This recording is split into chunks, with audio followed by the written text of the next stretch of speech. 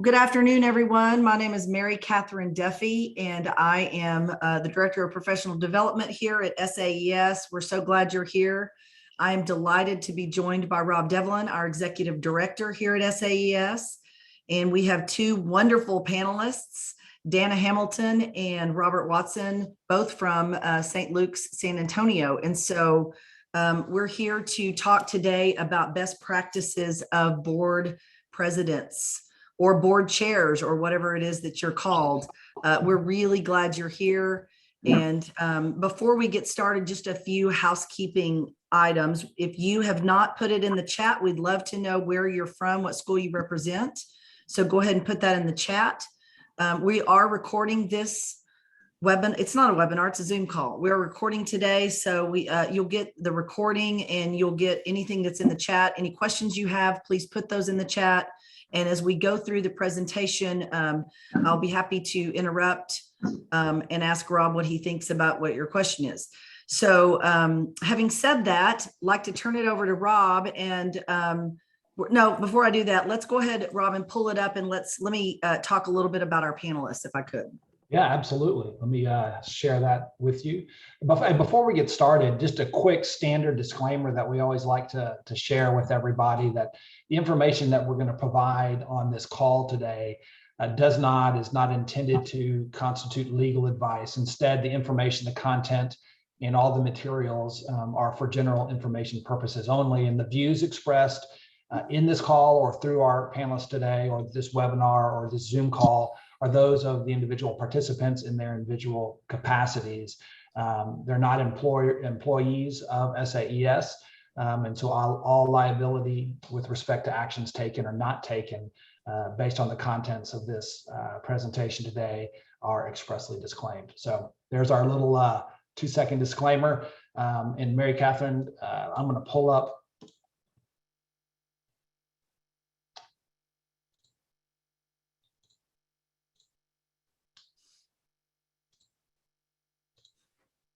and tell me if you guys can see that on your end.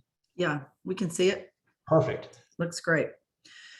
So let's go to the slide on our panelists. And I want to tell y'all a little bit about these two people. First of all, I've really gotten the great pleasure of getting to know both of them. They're really delightful, bright people and have done an awful lot to help at St. Luke's San Antonio to make that school great. And Dana is the former board chair at St. Luke's. And as you can see, she's very qualified education and career consultant there in San Antonio. She served on the board for 7 years, which is a long time. Well done. And neither of her children are at St. Luke's anymore. And she expressed sadness about that. I know that that's what happens when they grow up, right, Dana? Robert has been on the board for a while, and they've done a lot of work together to move their board forward. And he and his wife have a daughter that is at St. Luke's and is currently in the 7th grade. And so we're delighted to have both of you here, Robert and Dana. Thank you for saying yes. So what I'd like to do now, this is how we're going to do this. Rob Devlin is going to go over the content for us, and we're going to interrupt him periodically with questions that you might have. So if you have questions, please put those in the chat. We're going to periodically throw questions to Robert and Dana. And so let's just jump right in, Rob. Awesome. Hey, thanks, Mary Catherine. And again, I want to reiterate the welcome to Dana and to Robert. It's great to have you guys here today. And St. Luke's Episcopal School in San Antonio is an outstanding example of what it means to be an Episcopal school, to prepare kids extremely well academically, but also to help them be great human beings. And so it's a real treat to have you guys here with us today. Our agenda is pretty straightforward. We've done a few introductions, but we're going to take a look at some of the themes for boards that we're seeing here locally, but also nationally. And then we're going to take a look at a playbook that you guys might want to implement as a board chair or board president, depending on where you are. So let's jump right in. It's always good, even before we get started and we establish our agenda, is to think about what questions you might have come to this call with today. Are there some things that you're wondering about? Are there some specific topics that you would like for us to make sure that we address for you guys today? If you have some questions coming in, go ahead and put those in the chat. Mary Catherine's going to be watching those. And if there's any particular questions, feel free to put them in as you go. But if you're front loaded with some questions, we would love to know what those are off the top. So, all right, we're diving in. Any questions off the top, Mary Catherine? Nope, not yet, but I'm sure they're coming. All right, so let's take a look at some key themes that we're seeing out there in the independent and Episcopal school landscape here locally, but also nationally. And a lot of this information came directly from an NAIS presentation last spring. Heads from across the nation gathered together in Baltimore to talk about themes that they're seeing. So let's take a look at this, and I wonder if these are things that you're seeing in your school as well. Number one, this whole concept of burnout and the ever-shifting landscape that we're in today.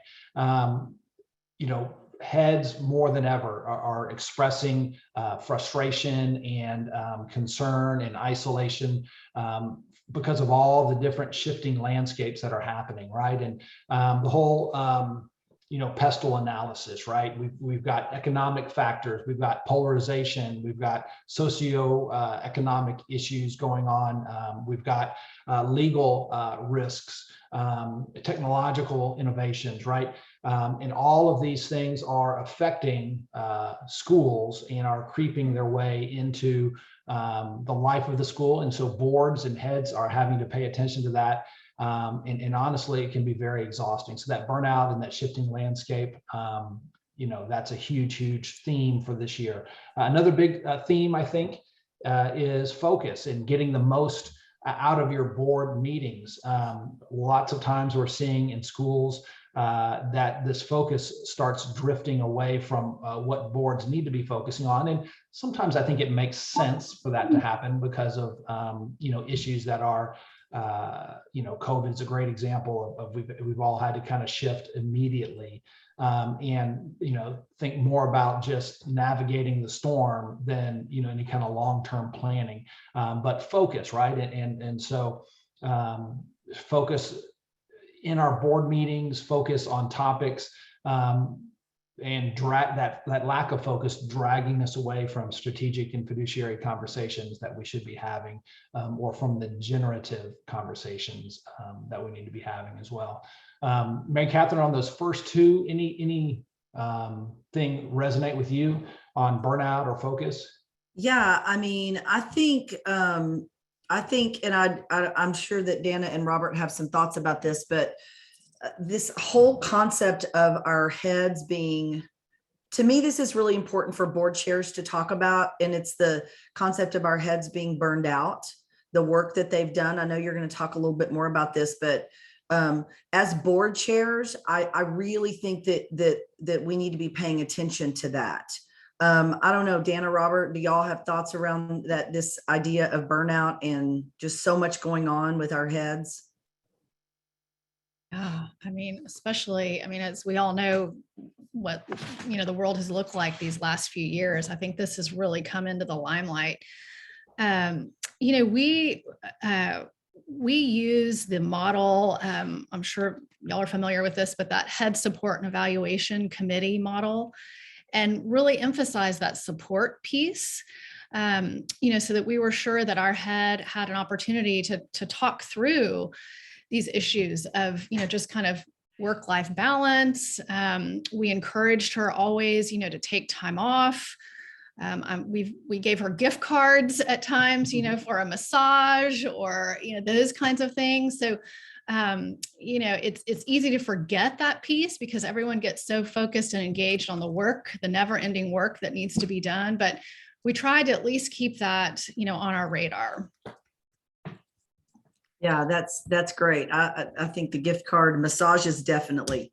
I'm sure Rob, you're going to talk a little bit more about this. So, but I'm sure that this is going to be something we need to think about regularly.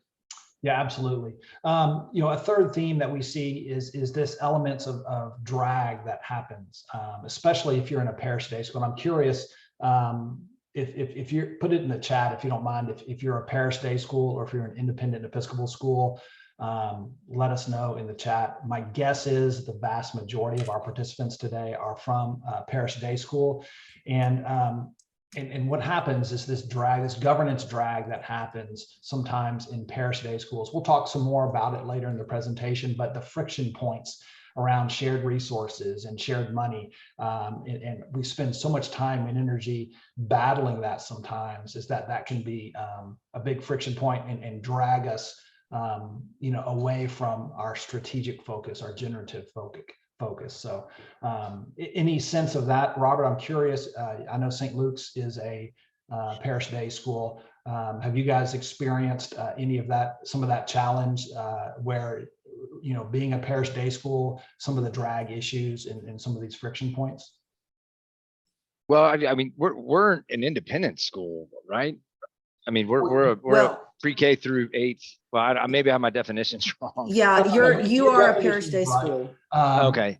So most of our schools, and I apologize, I failed to clarify that. Our recommendation always is, even if you exist on a campus and are sponsored by a parish, we recommend that you operate independently, which you guys are a great example of.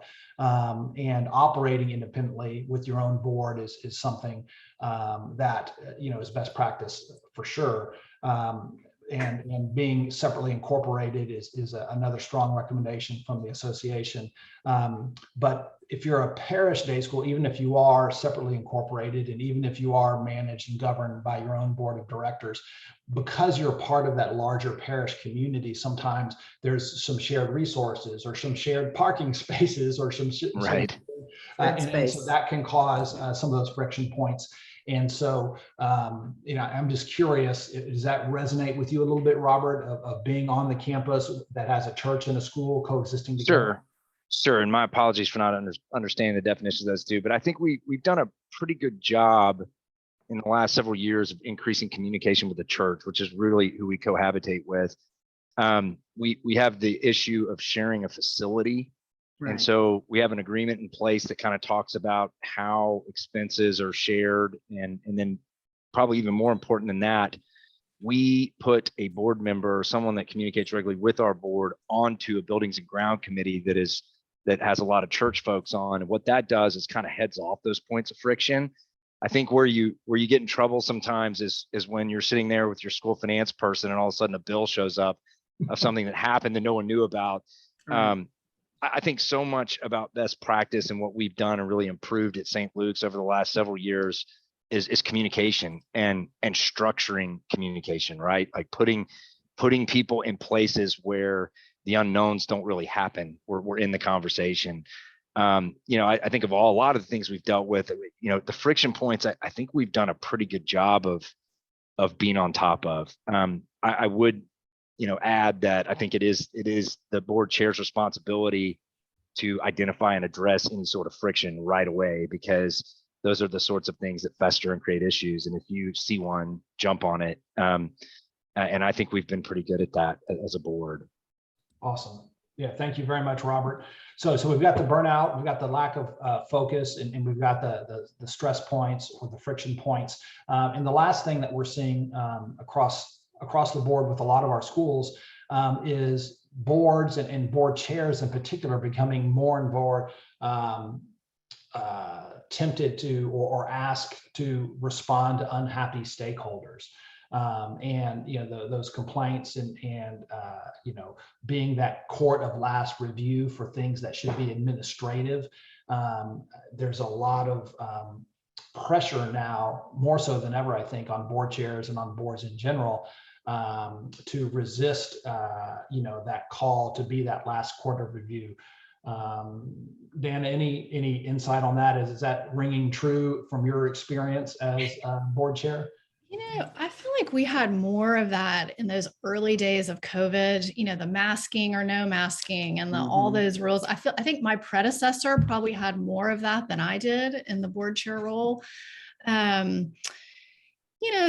always something that seems to make its way, but again, I kind of defer back to that head support and evaluation group. That was a space to kind of process some of those things, even separate from the board chair. So, Yeah, I mean, there, as I said, there's usually something, but I think we've got a good system in place and a head who's, a very effective communicator that really made my role a lot easier.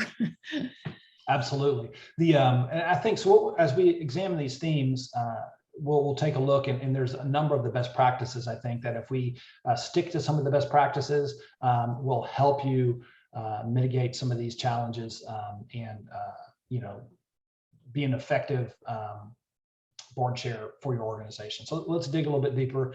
We talked about the challenges again.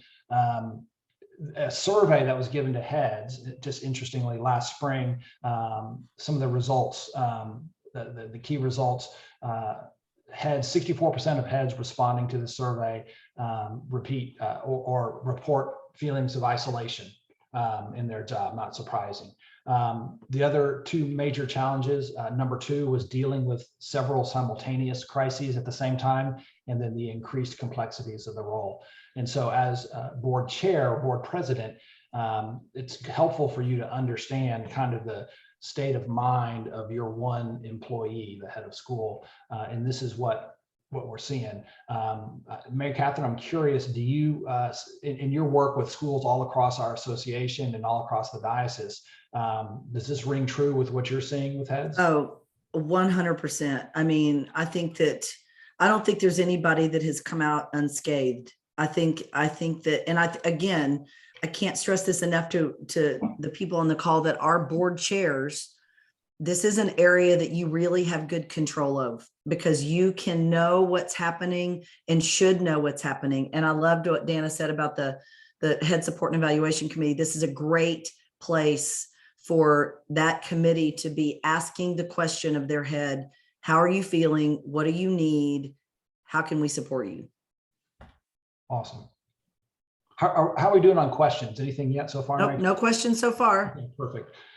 So let's, given this and given kind of the current state of where we are, let's think about some of the key plays, right? We can call as board chair. What are some of the key things that you can do to help address the current situation? So play number one, and this is the most important play that every board chair needs to have in his or her playbook.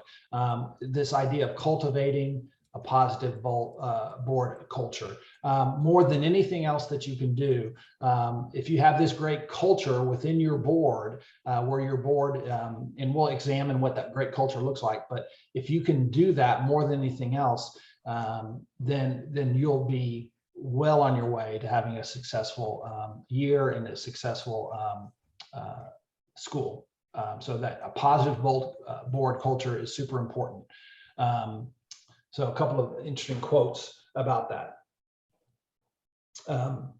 Robert, I'm curious from your perspective, as the incoming board chair, and have you served as board chair for a year, or is this going to be your first year?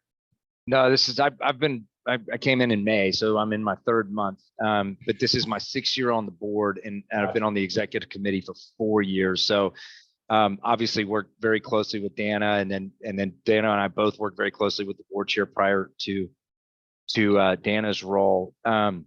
Just general thoughts on culture. I think it's probably the single most important thing you can do to have an enduring board, because schools, you talk about kind of chaotic things that happen or things that pop up, and things change quickly. Heads of school come and go, board members come and go. But the one thing that can endure is the implementation of best practices and having very strong board culture. And if you have some ways to kind of pass that along, again, through communication and just the way you operate and recruiting the right people to your board, that board culture is enduring. And I think that's kind of, the way to progress in a school is kind of have those things in place, so that as people come and go, you don't lose that kind of core operating capability in your culture and implementation of best practices and those things. Dan, any thoughts around on your side? Yeah, no, well said, Robert. Yeah, I mean, I love this topic. I find it fascinating. Just because it's this layer of that's part of the board separate from the work that you all have to do or that we all do together. And one thing I found helpful early on was we did this in our first meeting or the early retreat, was just to talk about culture, acknowledging that this is even a thing that is important to boards, because again, it's so easy to get sucked into all the work that needs to be done. But we carved out a little bit of time to really talk about, what is culture? What is our culture? What do we want it to be? We all kind of had different ideas about that. And when I was polling some of the long-serving trustees, what that might be. So anyway, I think it's a fun part of being on a board, and I encourage, some intentional, discussion around that subject and cultivating the culture, that you desire too. Yeah, Rob, one of the questions we have here are what are the key elements of a positive culture? I think we're going to talk about that, but thoughts on what does that really look like in a tangible way? Yeah, well, let's explore that. I think that's a great question, Mary Catherine. So how do we create it? We can all agree that having a positive culture is important. The board chair, the board president, of course, is going to be kind of the key driver behind setting up that culture and setting up the expectations and setting the example. But what are the hallmarks of a positive board culture? And again, this comes from the National Association of Independent Schools in a presentation that they gave on managing head and board communications back in the summer of 2022, this past summer. Couple of key things, right? Number one, developing a healthy and respectful partnership between the board and the head of school. The head of school is your CEO. And so she or he is the one that's managing all the operations that are happening, and that healthy and respectful partnership between the board and the head starts with the board chair, right? You're the one that sets the tone for that. So that's super important. So what does that look like? A couple of key words, Robert, I heard you mention the word trust and the word communication a number of times already. This whole concept of trust and candor between the board chair and the head of school, but also among all of the board members, right? That's critically important. And so there shouldn't be secrets kept and information and siloed things. This trust and this candor, this truth telling, not in a way that is offensive or rude or disrespectful, but in a way that is in keeping the best interest of the institution in mind. That trust and that candor among all the board members and keeping the members informed, that communication piece that Robert was mentioning, is a huge step towards creating a positive board culture. And then again, there's going to be issues, right? There's going to be disagreements. There's going to be areas of conflict, but a thoughtful and a productive resolution of these issues always creates a positive culture. So that's important. And then finally, and this is for you, board chair, more than anybody else, but a willingness to address bad behavior when it happens, right? A willingness to address poor board behavior is a critical role of the board chair, in developing the right skill set, the right kind of empathy to deal with that directly and intentionally, but in a productive manner. Again, I think in a respectful manner. Those are some key elements to creating this positive culture. Robert, I'm curious if you have any experience in this area yet, or anything stand out to you in these comments. No, you'll hear me talk about communication a lot. I think we have done a really good job as a board, and Dana should get a lot of credit for this. She was very focused on culture. She was also very focused on making sure there was space in the room for everyone to voice an opinion, whether it was the popular one or not. I personally believe that a good debate requires multiple points of view to be out there and discussed. And I think we've been really good at that as a board. And one of the things Dana would do when she was running the meeting was, if 2 or 3 or 4 of kind of the dominant talkers, if you will, were out there, she would call on people. So-and-so, Yeah. What do you think? And I think so fostering communication is really important. And then, I don't think we've really had any bad behavior. I don't think I would call it that, but one of the things we have had to navigate is we have a board full of very, very capable people. And there's always this dynamic between those folks wanting to roll up their sleeves, get their hands dirty, contribute, and then not overstepping and getting into operations. And so Right. I would say any sort of, conversation, and this is probably more for Dana to answer because I haven't had to deal with it, but I'm sure I will. But we are constantly having to have just conversations about, hey, look, love for you to do these things as a board member, but there needs to be a clear line of demarcation about where we don't go. Those are, Dana, I don't know if you want to jump in and kind of talk about that. I'm sure I'll have it. Yeah, no, you've got it. I mean, it's always good intentions, right? But people just want to get their hands, in the pot or whatever. It's probably not the best way to say that, but and then one of the things too, I would add here, because I did struggle with this a little bit, is being sure that that your trustees understand that is the role of the board chair. I was doing this a little bit, trying to kind of keep everyone in their lanes, and I would get a little pushback from the trustees who would say, well, why isn't the head of school telling me this? Why are you telling me? Why, and so some of that is just being sure everyone understands the job duties or the job description of the board chair. And that obviously was on me to have done a better job making that clear. And hopefully I did. Maybe Robert, maybe they won't come to you that way, but but that's part of it too. And then, it just goes back to that trust and communication that you've been talking about, Robert, is being able to have those conversations and just be sure that everyone's, in their lane. Dana, you say that, and I appreciate you saying that about the role of the board chair, because it is, if you'll remember as a board, that the board hires the head of school. So the board has one employee, and that's the head of school, right? So the question about, well, why isn't the head of school telling me that? Well, it's very difficult to discipline your boss.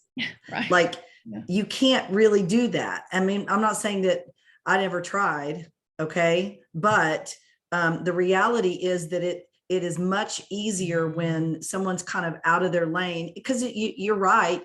For the most part, board members who get out of their lane, they're not doing it like going, I think I'll try to run the school. They're just trying to help. And, right. and so I think that's really good that you said that it is your role. And I also think it's really important, as y'all build culture, that when you onboard new people, that you continually talk about the role of the board, and that you get that onboarding process, there's a process for onboarding people. You talk about it when you're cultivating people, you talk about it when you're onboarding people, and then you're regularly training your board and having retreats and talk. You can't ever talk about it enough, what the role of the board is. Yeah. So well said on that. I appreciate you saying that. Great job. Yeah.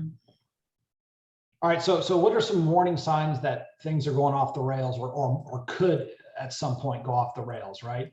If you're aware of some of these things happening as a board chair, these are some warning signs you need to pay attention to, right? If you know that there's certain cliques within the board, if all the sports people always hang out before the meeting or after the meeting and have their little side conversations, or if there's the meeting after the meeting to talk about the science teacher in 7th grade that that a couple of people are frustrated with because their kids aren't maintaining their A average, or are there individual, I think you mentioned this a little bit already, Robert and Dana, individual board members that just kind of dominate the conversation within the boardroom. And it sounds like Dana, you've done a great job of listening to that, but also appropriately involving other members of the board in a very deft manner, right? And it's a special skill set, so that's awesome.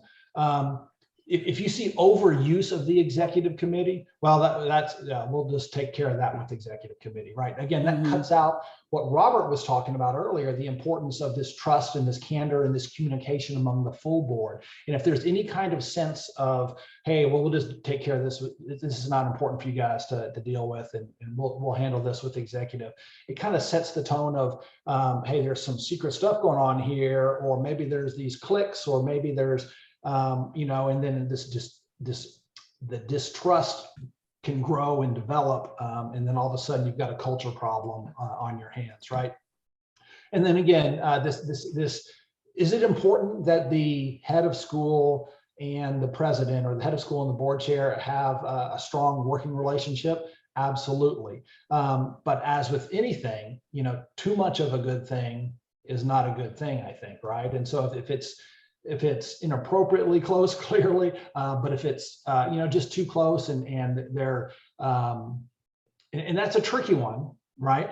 I spent 17 years as a head of school, and I would work very, very hard. I had some amazing board chairs, but I would always try to make sure that we kept that right relationship, even though probably in regular life I would want to be close friends with them. I knew that business relationship suggested that that would maybe not be appropriate for us, and my board chairs often did a great job of respecting that as well. It can be complicated, can't it, right? When you've got kids in the same grade and when you've got you're at the soccer game together or the volleyball game or whatever the case may be. How do we maintain those professional boundaries in the right way with among the board, but also among the board and the head of school. Any thoughts on that? Have you noticed or have you had experienced, Dana, in any of these areas where you've noticed a warning sign and were able to step in? Well, I'm sure I can say something about each of these because I mean, this really is the essence of, what can happen. I think Robert, I'll defer to you on the meeting after the meeting because I like the way you describe it. But I'll talk about some of the others.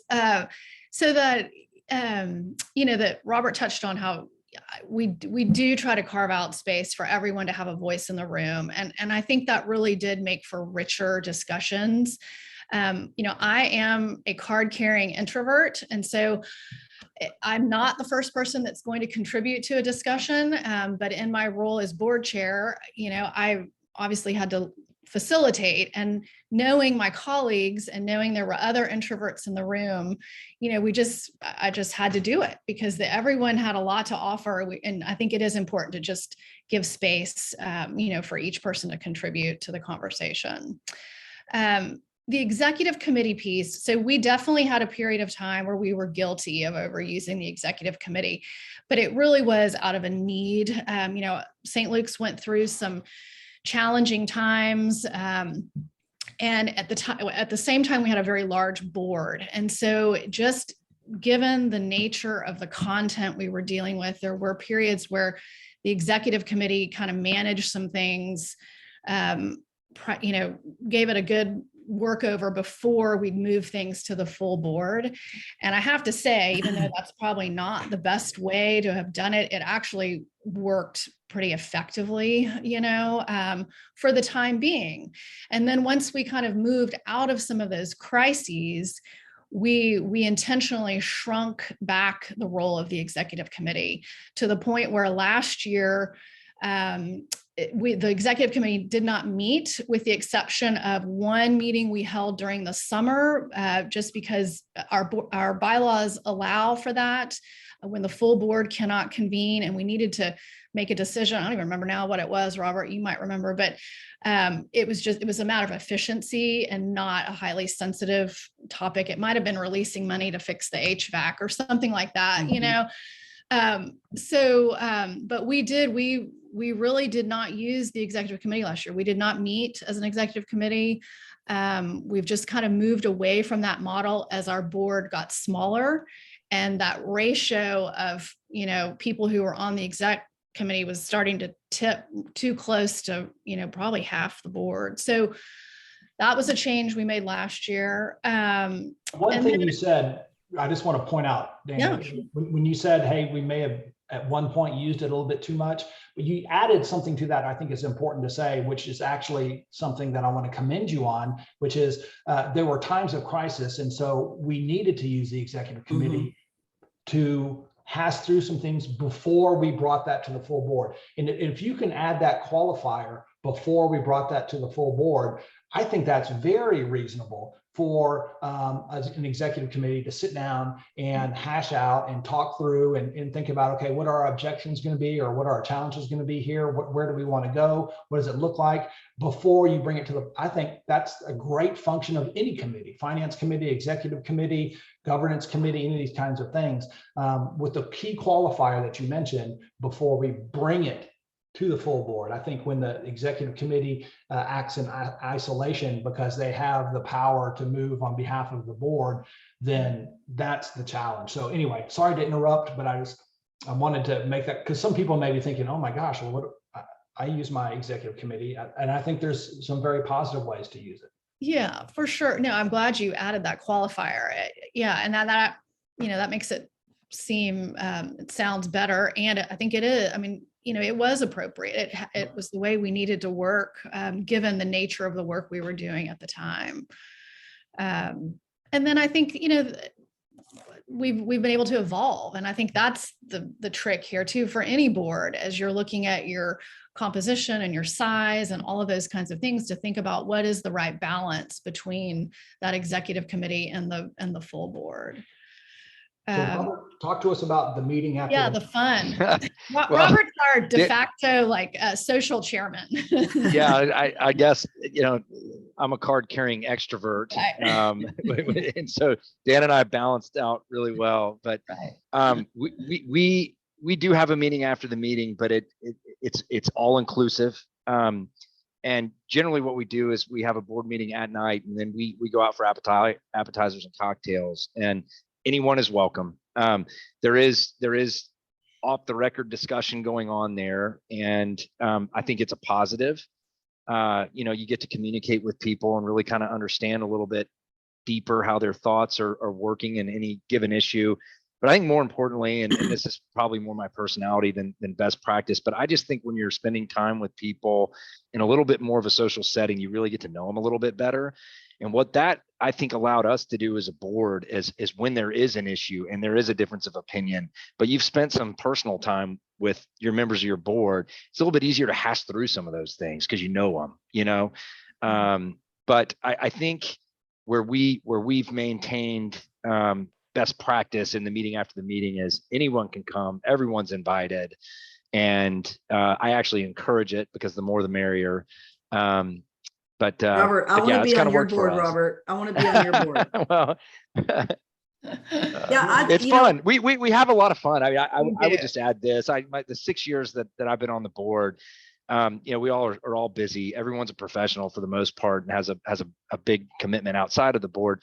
But the people that I have worked with on the board have become close personal friends, just through this work. You really get to know people, and you know who you can count on. And when you accomplish some things and have some success like we have at St. Luke's, it really brings you close together. It's been a rewarding experience. And I think maybe the meeting after the meeting is kind of helpful to that. Yeah. And I think to the point about that being a warning sign, the point you made about everyone is welcome. The key is when it becomes a real warning sign is when everyone's not welcome. And it's we're going to agree in the meeting, and then we're going to go and have a side meeting where we talk about there's only 4 of us, and we stick around later and we talk about how that didn't go the way we wanted and what can we do to, so right. I appreciate you qualifying the difference, because I do think that there's value in building that culture outside of the boardroom. Mm-hmm. Right. 100%. Robert, what I heard you say is the meeting after the meeting is really building that positive board culture. And that I 100% appreciate. Mm-hmm. I was going to add just one more thing to that, because, as Robert said, everyone's busy. And so sometimes people just can't stay even later, especially if the board meeting runs a little late. And they just couldn't accommodate the meeting after the meeting. So one thing we started doing last year, when time permitted, so it wasn't 100% of the board meetings, but we would carve out a little time on the agenda for like an icebreaker or just an opening, just a quick kind of around the table question and it was printed on the agenda. So everyone knew what the question was going to be, but just little things that we might learn about each other. That was, I thought it was a lot of fun. Robert, I think you liked it. Outstanding. And so for example, one of the things Dana had us do is we all had to put up the wallpaper on our mobile phones and explain the story behind them. And it was unbelievably fun and very revealing on some folks. And it's amazing how consistently kids dominate their parents' phones was kind of what came out of that. But it was those sorts of things where you get to know people at just a little bit more of a personal level, in my view, make it easier to have business conversations with those folks. That's right. Like it. Yeah. Awesome. All right, so let's take a look at some strategies that board chairs and board presidents can use, right?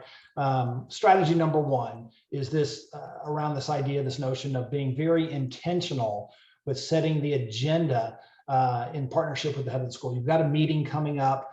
You've got an idea of some things that need to be on the agenda. But again, if you're working in isolation, probably not a great idea. But if you're able to have conversations with other members of the executive committee, and especially setting that agenda in partnership with your key employee, the head of school, is a great strategy to kind of make sure that you've got that trust, you've got that communication, you've got that candor, and that builds a lot of that positive culture that we were talking about. So being intentional about setting the agenda, again, ahead of time. No one likes surprises. Set that agenda ahead of time, but consult the head of school and work with them, right? I would always love it when my board chairs would come and say, hey, Rob, here's some key things that I think that are on my mind, that I know that we need to tackle, but what do you think about that? And what is on your mind? What is it that you'd like for us as a board to be thinking about? And that kind of communication was super helpful, right? So that intentional setting of the agenda with the head is important. Number two, a great strategy are expectations documented and reviewed annually, right? Expectations for board members, expectations for the head of school, all of this, right? Are they documented? Does everyone know what's expected? And are these reviewed on an annual basis? If you're able to do that, and again, so some schools, and we were guilty of this, and for many years, would be really good about doing this with the new board members. And then there would be always drift with the existing board members. I recommend always that you set those expectations, reiterate them, document them, review them annually with all the board members, right? And that's part of the onboarding process of the new members. But it's important for everyone to hear it at the same time at the full board. It can happen within a retreat. And then again, when we're going into some difficult conversations, is a good time to review some of those expectations. Hey, we're getting ready to talk about some tough stuff here. We expect everyone to contribute. We recognize that there may be some differences of opinion here, but let's review our expectations as board members and remember that even though individually we may have our own thoughts and opinions, we're encouraging you to share and to discuss. But at the end of the day, we're going to speak with one voice as the board, right? And if you can review those ahead of some difficult conversations, sometimes that's helpful. And then feedback, right? After the fact, this idea of feedback, it's very essential for the head and for the board. And we'll talk about, you mentioned, Dana, some head support and evaluation committees information and that feedback piece, right? Supporting the head, but also getting some good feedback on, some reflective feedback even from your members about how they're contributing and what their role is, and then how the board is meeting its goals and how the head is meeting his or her goals. I think those are important. Mary Catherine, any thoughts on any of these strategies? No, I think just a reminder that you can never get enough training. You can never get enough reminding around your roles and responsibilities as a board. And I would say the last quick thing I would say about is that feedback is not important just for the head. Boards should be asking themselves how they're doing. How am I doing? How am I doing as an individual board member? How are we doing as a full board? And so that not only are we going to evaluate the head, we're going to evaluate ourselves as a board. I think that's super important. Robert or Dana, anything on that? I mean, I echo what you were just saying, Mary Catherine. We did both. We did an annual evaluation of the head and an annual self-evaluation of the board. And created a great opportunity for discussion. It helps you identify goals, for the next year. It also is a way to celebrate, at the end of the year, all the accomplishments and the work that's been done. So I think it's an important part of the work of the board. And I would add that we did that at the committee level too. Ah. So at the beginning of every year, right now, we're in the process of our committee chairs laying out their goals for the year and how that lines up with their mandate. And then at the end of the year, our committee chairs would kind of go through a checklist. We said we're going to do A, B, and C. We did A, B, and half a C, that kind of thing. I love that. Excellent, Robert. Well done. All right, so play number 2. How do we keep the board focused on the main thing, right? And again, so what is the main thing and how do we keep focused on that, right? So we talked a little bit about, and I think, Dana, you mentioned staying in your lane and the importance and the difference between, strategy and generative and fiduciary conversations versus operational decisions. This is a very interesting little graphic that NEIS puts together in their trustee handbook. And it kind of clearly shows you, where as a board member or as a board chair, your time and attention should be versus where the head's time and attention is, right? And so all the kind of policy stuff, the strategies, the mission, all those key things, most of that is the time and attention of the board, with the head contributing advice to that along the way. At the opposite end of the spectrum, on the operational side of things, everything from admissions to staffing, hiring and firing teachers, program decisions, curriculum decisions, that kind of stuff. Again, that's going to be the head's decision as the chief executive of the institution. But if the head, if she or he is wise, is going to seek board's advice on key elements on that, right? And the board then can serve in advisory capacity in that role. And then in the middle, there's some partnership stuff where it's going to be shared decision, shared time and attention on things. And again, so that's kind of big ticket on enrollment or employment kinds of things, finance policy, big, 50,000 foot overview kinds of things. Sometimes it's going to require some shared decisions. And then, as we all know, because of the political landscape, the economic landscape, the COVID landscape, some of these lines in recent years are blurring more and more, which goes back to the importance of that positive board culture piece and that partnership between the head and the board, so that we can visit about, hey, do you think it's okay if we wander a little bit more into this lane? Or, hey, I need your help here in this lane. And often I would go to my board and say, I know this is an operational thing, but I'm struggling here, and you guys, the collective wisdom in this room, help me out. Here's what I'm thinking, but let me use this, and you guys let me know what you're thinking on this, and does this make sense? So just general lanes to drive in, if you will. So keeping the board focused on the big picture, right? In general, boards should refrain from getting involved in operational matters, and the board president in particular should be positioned to assist the board members that mostly are probably current parents from lane violations. And look, I get it, right? It's in many of our schools, the majority of our board members are parents. Is that true? Would you say at St. Luke's? And you probably have some vestry representatives. Well, we have a vestry representative, and then our head rector is on the board, but he's also a parent. So I counted it up the other day. We've got a 15-person board and 12 are parents. Yeah. Nice. Yeah. And so that's very, very, very common, right? And so it's tough, right? I mean, it's if you're a parent and you've got a daughter in the 7th grade, for example, or a son in 2nd grade or whatever, it's sometimes hard, and it takes some honest conversation to say, hey, let's take our parent hat off, and now we're putting our board member hat on.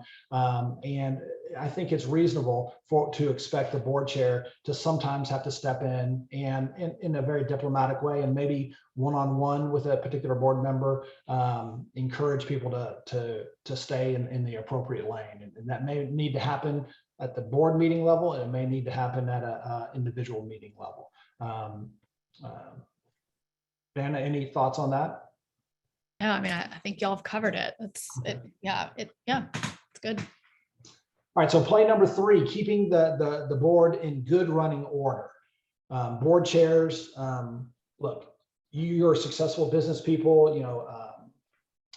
Anna, you run a practice that consults and helps families and helps kids, I believe, figure out, what the next best path for them is. Robert, I think you're an oil and gas executive in real life, right? And so you're experts in these fields, right? And you have a lot of understanding and talents that you bring to the board. But board chairs aren't always going to understand all the intricacies of what it means to run a school, even though you have experience maybe running a business. But it's not your role to run the school either. What your role is to understand what leadership looks like and how to be supportive for that leader. And that's where you can really excel and be a difference maker for your head of school is that kind of leadership coaching piece. And when I look back to the board chairs that I've had that were that contributed the most to my growth are the ones that focused on developing my leadership capacities. And I really appreciate that along the way. Mary Catherine, any reflection on that? Yeah, I agree. And just again, the being keeping the board in good running order so I didn't have to, so I could get my work done and that I could feel confident that, and it kind of goes back to that confidentiality piece of, I could feel confident to go to the board for feedback because I knew that the board understood, was doing its job and could give me feedback in a confidential way. And I think that's, you may be talking about that in a minute, but I think it's really important. And that's a good part of keeping it in running order. So how do we keep the board in good running order? Number one, the onboarding. We've mentioned it several times in this talk so far, but that training, that onboarding, that orientation, not just for the new members, but a reorientation at least annually for all board members is super important. Number two, setting goals for the year. This is super, super important, right? All of us hopefully have some sort of a strategic plan and guidance that we're working on 3 to 5 years out that are informing the work of our schools. But then the goals that are tied to elements of our strategic plan can help guide us, right? And so setting goals for the particular year, and Robert even mentioned that they do that at the committee level, which is outstanding, right? That's What awesome. are our key goals and key objectives for the finance committee, for the buildings and grounds committee, whatever the case may be. I think that's huge. Right. Then finally, as a board chair, it's super important. You can make a huge, huge difference by being an effective manager for the agenda for the board meetings, right? And making sure that the flow happens and that we don't get off onto rabbit trails and that we can keep focused on the main thing, keeping the board running in good running order with respect to the meetings themselves. Can pay huge dividends down the road. And then finally, managing that assessment process, that evaluation process for the head of school and for the board itself. I'm not saying that that's your job necessarily as the board chair, but to make sure that either members of the executive committee are working alongside you to help in that process, or a lot of folks recommend a head support and evaluation committee that can be staffed with key members of your board to lead the charge on that. The full board, of course, is going to participate in that assessment, that self-assessment of their work and of the board, but driving the agenda for that. And as a board chair, your job is to make sure that you've created that structure within your board. Does that make sense? All right, so start of the school year, your checklist, right? Number one, do you have a rough map of our meetings and the topics that we're going to explore? That's really important. We actually got to the point where we would have our a little dashboard that gave all the financial highlights, and it gave all the key dates and the key talking points that we knew that we were going to have for all the board meetings mapped out for the entire year, right? There's times where there's going to be initial budget conversations, and there's going to be the conversation of when you're going to set your tuition. There's going to be conversations on when you need to have certain risk assessment conversations that happen. And if you can map those out ahead of time throughout the whole year, that's a huge item that you can put on your start of the school checklist. Number two could be scheduling meetings for the leaders to discuss issues and board operations, right? So again, just setting up those meetings ahead of time on a regular basis, maybe, I think is good. Different board chairs that I worked with over the years. Some like to meet for breakfast, and some like to meet for lunch, and some like to have a phone call a week ahead of time. But that regular scheduled meetings for the two leaders, the board chair and the head, to discuss any issues, that communication piece, and then board operations. And I'm curious, Dana, how did y'all manage that on your end, the communication between, I think you mentioned between you and Chelsea, and you had a great relationship. How did y'all manage those meetings? Yeah, we agreed that we would schedule a weekly meeting. We carved out, it was usually about an hour, hour and a half, and sometimes it ran longer. And we set those up, on our mutual calendars during the summer. And my words of wisdom here on this would be to schedule them. It's easier to cancel them. If you get to that week and it's too crazy or you really don't have anything to discuss, fine, but it's harder to get those on the calendar at last minute. So, and that worked well, I think, for both of us, just knowing we had that time dedicated, and then that minimized the need for emails, texts, and phone calls, because we knew we had that dedicated time every week to work. Dana, I appreciate what you just said, because I think maybe it's important to remember that, I know it's August and some of you are going, oh, we haven't done any of this. It's okay. Would it be better to try to do this May, like maybe Robert talked about starting in May, maybe in May and June, to kind of map up this stuff? And yeah, sure, but you can still do it. You don't have to worry that it's the start of the year, because really the start of the year for a board chair is really when they start in their role, as opposed to the start of the school year. So I want to encourage you that you don't have to worry that you haven't done it. You can still do it.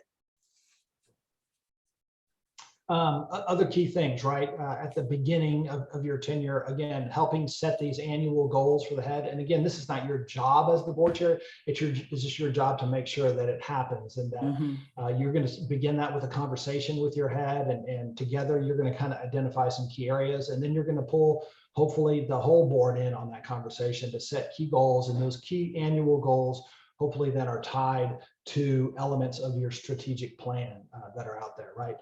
So again, setting those annual goals, and that's really important. There's always this big set of expectations that we have for our CEO, the head of school, but there's also annual goals that are different than just the general expectations of performance that we have, right? And those are the ones that are tied to your strategic plan. Developing a set of goals for the board committees. And there you go, Robert, you guys are well ahead of the board on that. I love that. And then any kind of professional development for the board. And again, I don't see as much of this, but it's a great practice. If you can bring in some professional development, maybe it's an attorney who specializes in a key area that that of risk that you might need to pay attention to, or finance, or any of the key areas. But I think professional development for the board, just like it's important for faculty members and for heads of school, it's important for the board as well. And so you guys are participating in that today. Great job. Agreed. So play number 4, ensuring that the head of school is nurtured, supported, and evaluated. And again, this is a huge one. We've talked about it a lot, this head support, but this feedback is really important. But that feedback needs to be from the board as a whole, so that the head is not trying to manage 15 different board members' expectations and goals for them, right? It needs to be the board's goals, 2 or 3 goals, and then feedback on the general essential expectations, obviously, of how that the head is performing, or how the board is performing, but then in relation to those goals itself, right? It's super important. The purpose of this evaluation, this assessment, it pays huge dividends for the growth of the community, but for the head of school as well. And that's really what you're investing in is her ongoing growth and development, or his ongoing growth and development. And it's important to be clear about that, but it'll make your community and your leadership that much stronger along the way. Mary Catherine, any thoughts on that?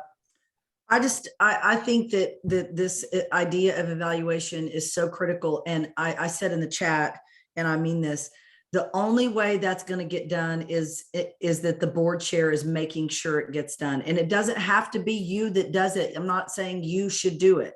Having that committee, or having however you guys do that, is fine, but making sure it's done. is so important, because I've said this over and over again to boards, but we all want to know how we're doing in our jobs. And we want to know if we're on the right track. And so I really encourage you to do that. Yeah, don't be afraid, right? I mean, it's sometimes I think we can be nervous. We've got to share this feedback and you don't want to offend anybody, but look, be clear up front on what the goals are, and then be clear on how you're evaluating against those goals. I think it can keep that very professional. Dana, any thoughts on head support and evaluation? I mean, again, I think you all have covered it. I remember one of my colleagues, when we were preparing the head evaluation, his comment was like, look, any good CEO wants to be evaluated. I mean, it really is a way to acknowledge, which sometimes it's easy to forget, all the things that the head is doing day in and day out. So it really is a nice opportunity, again, to celebrate the work, and then keeping that growth mindset at the forefront of it, to then look to, okay, what comes next? So we really I think it was a very positive part of our work together. I highly recommend it. Robert, any thoughts on this side from the evaluation side? I guess the only thing I would add is it's kind of an accountability function too, right? When you have an assessment on your work for the year, focus tends to stay on the work and the goals, right? And I'd echo what Dana said. I mean, we've got just an outstanding head of school. So our evaluation process, which was done through surveying and amalgamation of response and that sort of thing, showed overwhelmingly that she was doing a great job and was appreciated. So you got to celebrate that. I can also see, we haven't had this, but it'll allow someone to course correct, right? If we're missing somewhere, there'll be an opportunity for the head of school or even the board to course correct on something that you're missing on before you get way off the path, right? So I think it's really important. And we did include this last round, we'd forgotten it the first time, but the head of school participated in the board's evaluation as well. So we were able to get her feedback on our performance. And that was a good conversation, I thought, too. Yeah, a lot of schools are, we see three things, right? We see schools that just don't participate in any kind of feedback or evaluation piece. Then we see some schools that are good about evaluating the head and that accountability piece for the head, but not so much as being reflective and accountable for their own work as board members. And so both of those pieces are important, right? As the feedback and the accountability for the head and for the board itself. And Dan, I really love your perspective on this. Let's be intentional about finding ways to celebrate, and then also looking for those growth edges along the way. And just that small bit of tone goes back to that board culture piece, right? Which can be a huge driver for success for the institution in how that's framed and presented. So great job on that. So, hey, I know we're pushing time, I think, Mary Catherine. So where are we on questions? No, there's only one question that, and I sort of answered it. It was the idea around the best practices of working with parents who might come onto the board with their own agenda. And what I just said was that you're always going to have that. People are always going to kind of come on. Even the very best of us are going to have a little bit of our own agenda. And so I think the answer to that is to refer back over and over again to that slide about the lanes that we all fill. What are the lanes? And so it's easy to just kind of sit down with somebody like you talked about and say, hey, I know that you want to be involved in the curriculum, but that's really not our lane. That's an operational lane. And you're always welcome to, kind of give your thoughts to the head of school about that. I think that we as heads always want to have our board be willing to give us their thoughts. But at the end of the day, it's the head's job to be able to do that. So this is a great way to refer back to if you ever have that issue. But other than that, we don't really have any additional questions, I don't think. Well, just to add to what you said on that, one of the best ways I think to manage that difficult situation where people, are going to bring personal agendas as parents, I think anything preventative can go a lot further than responding to it after the fact. Right. And the two best ways, I think, to prevent that is to be very intentional and strategic about how you recruit new board members onto your board. And that's going to be a huge role for the board chair. But being able to identify who those good candidates are ahead of time, and understand, from a diversity perspective, who makes sense, diversity of thought, diversity of experience, diversity of age groups in your school, all these kinds of things. But being intentional about having a well-represented body on that board with people that from prior experience in working in other groups and other committees are able to effectively check their own agendas at the door and operate on behalf of the good of the entire organization. I think if you can be very strategic about bringing those people on and thoughtful about recruiting the right board members, that preventative piece can go a long way. And then the other piece is that onboarding and that training piece that you do, where you continue just to remind people, hey, this is going to be a difficult conversation, so let's remember our expectations. And then at the beginning of the year, this is our lane, this is not our lane. Right. This is how we're going to operate. And it's important that we operate in this fiduciary, strategic, generative lane. And that's what we're going to keep doing. So the more you can have that preventive kinds of techniques to get the right people on the bus, in terms of what Jim Collins would always say, get them on the bus, then you're much more able to accomplish your goals as a board, as opposed to then responding to a difficult board member that you didn't vet appropriately. And now they've come with, just because they can make a huge donation, now they're going to come and they're on your board, and oh my goodness, they've got their own personal agenda, and it ruins the culture, and then you're back to ground zero. So Right. Great answer. Okay, so we are running a little bit over, so here's what we're going to do. For those of you who have been on this, we thank you for being here. We're going to stick around. I'm going to close out by just saying thank you to Robert and to Dana for being our panelists. And if y'all don't mind sticking around for just a few minutes, we've got one question that I think we can help someone out. But if you are watching this on as a recording, we appreciate you, and everyone have a great day. I'm going to stop the recording. And Robert and